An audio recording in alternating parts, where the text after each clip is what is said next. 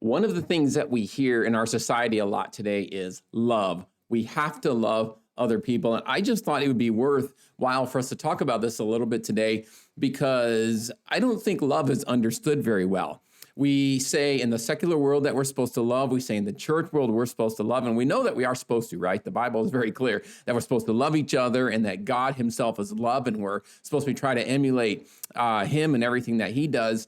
But we don't understand love completely in our society today. And one of the ways I think this is really shown is in the opposition to what is called conversion therapy.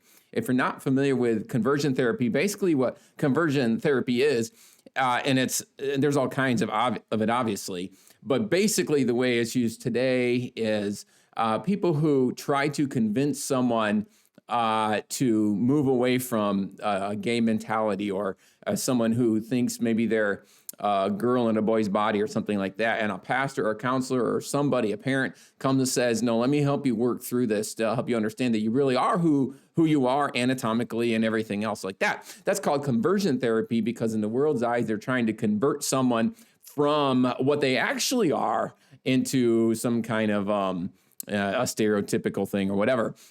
So that's conversion therapy. And so we're told today that conversion therapy is not loving. So what is this thing called love? We know we're supposed to love, and then we say, well, wait a minute, is that love? Does love mean acceptance? What is it? Well, like always, we have to define terms.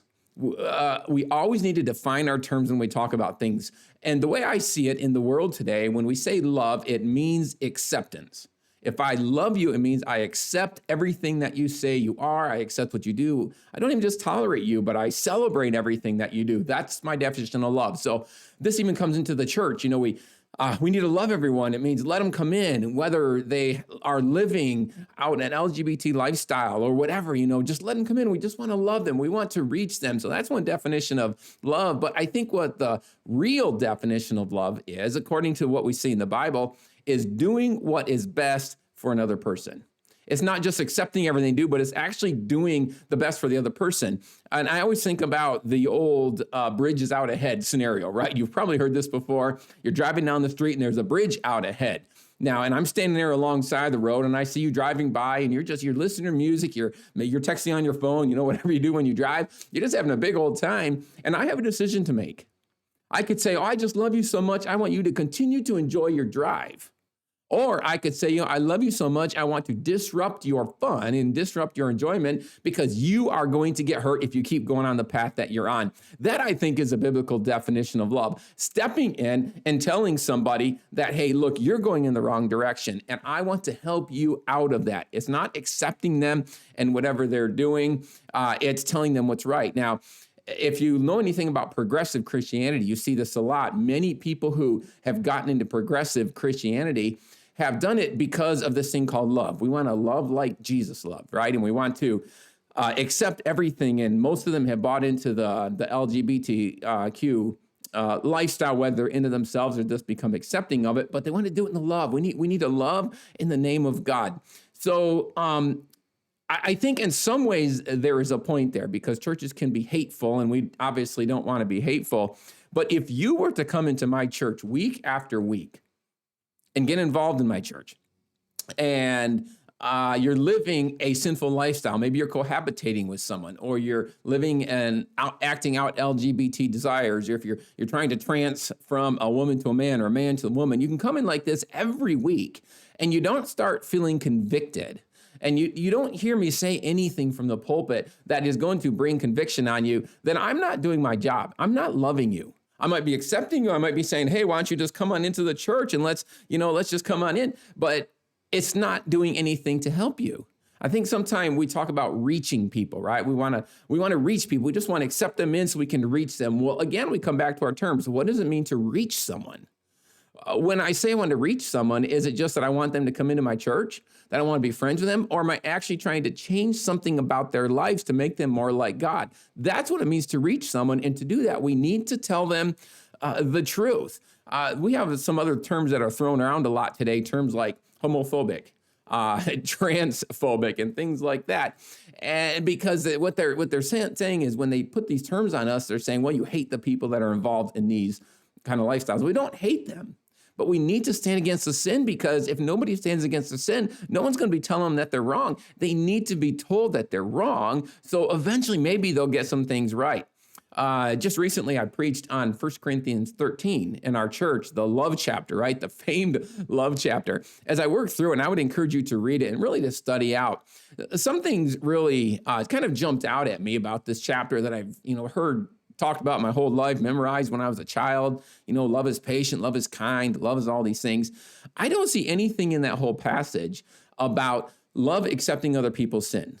It seems like the whole passage is about love is accepting wrong for myself. I put up with you when for lack of a better term, right? I put up with you when you don't treat me well. I am patient with you. I believe the best things about you, that kind of a thing. It's like I'm giving something of myself to love you. And love is an action. Also, it's not a feeling. Love is I am actively setting myself aside and trying to do what's better for you. It's not actively saying, look, I'm not going to pay attention to your sin. You can go on your sin. That's fine. No, sometimes that's even harder. Sometimes I might risk myself. I might risk my friendship with you if I tell you what's wrong. So real love is, I know this is going to hurt. I know you might not want to talk to me anymore, and that's going to hurt me. I know you might look at me as some weird fuddy-duddy, but I need to tell you the truth.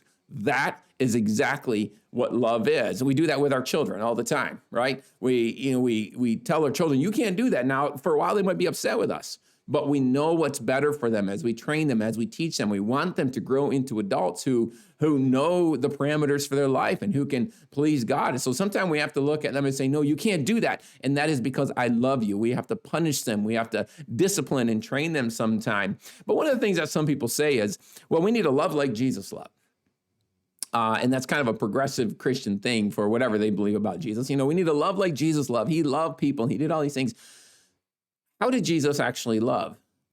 When I think of Jesus, I think of him confronting the Pharisees and calling them whitewashed sepulchers, and just not being real nice to them, because the Pharisees were people who, when they came to him, they were always trying to catch him in something. They weren't trying to find the truth. But when people came to him, these sinners, they came to him and they realized who they were, he was gentle with them.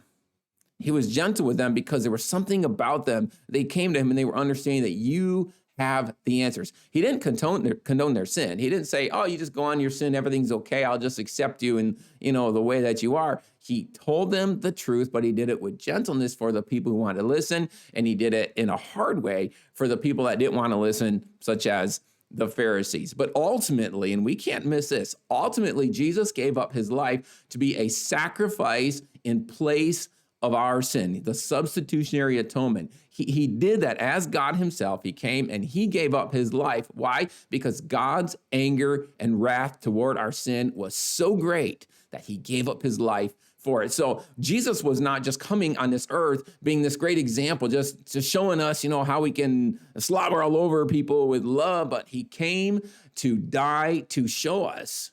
Well, not to show us, but he came to die to satisfy the wrath of God over sin. And in doing that, he showed us how much he absolutely hates sin. So it is not love to look over sin. It is not love to just say, oh, that's okay, you can just go on your sin. It is love to stand up against wrong and in a loving manner, in a loving way, tell people where they're wrong so they get things right and they don't have to experience the punishment of God on themselves. There you go. That's what love is. Take care, guys. I'll see you next time.